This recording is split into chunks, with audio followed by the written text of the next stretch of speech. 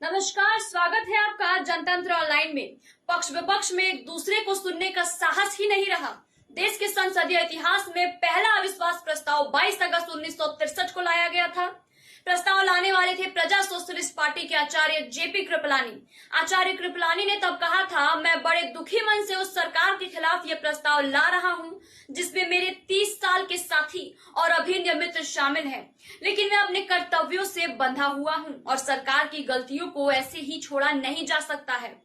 तब के प्रधानमंत्री पंडित जवाहरलाल नेहरू ने कहा था, ऐसे प्रस्ताव लोकसभा में आते रहने चाहिए ताकि सांसद सरकार के खिलाफ खुलकर बोल सके और उसे आईना दिखा सके, अपने क्षेत्र की समस्या रख सके, खास करके तब जब यह पता हो कि बहुमत की सरकार इसमें हारने वाली नहीं है। लेकिन गुरुवार को क्या हुआ? अविश्वास प्रस्ताव गिर गया। विपक्ष मणिपुर पर सार्थक चर्चा के उद्देश्य से लोकसभा में यह प्रस्ताव लाया था, लेकिन सार्थक कहीं नजर ही नहीं आई। विपक्ष के सारे नेता बोल लिए, लेकिन प्रधानमंत्री जब इसका जवाब देने लगे तो विपक्ष वॉकआउट कर गया।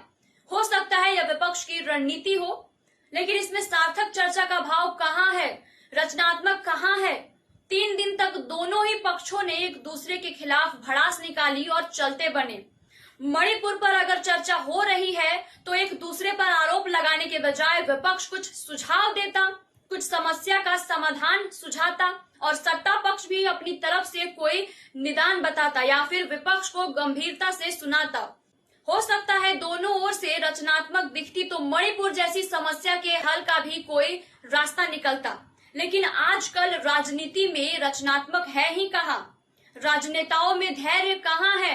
बोलते हैं तो लगता है नाराज हो रहे हैं, भाषण देते हैं तो लगता है कि बदला ले रहे हैं। अगर आप किसी गंभीर समस्या पर कोई समाधान निकालने की दिशा में आगे बढ़ना ही नहीं चाहते हैं तो आखिरकार इस तरह की चर्चाओं का मतलब ही क्या है?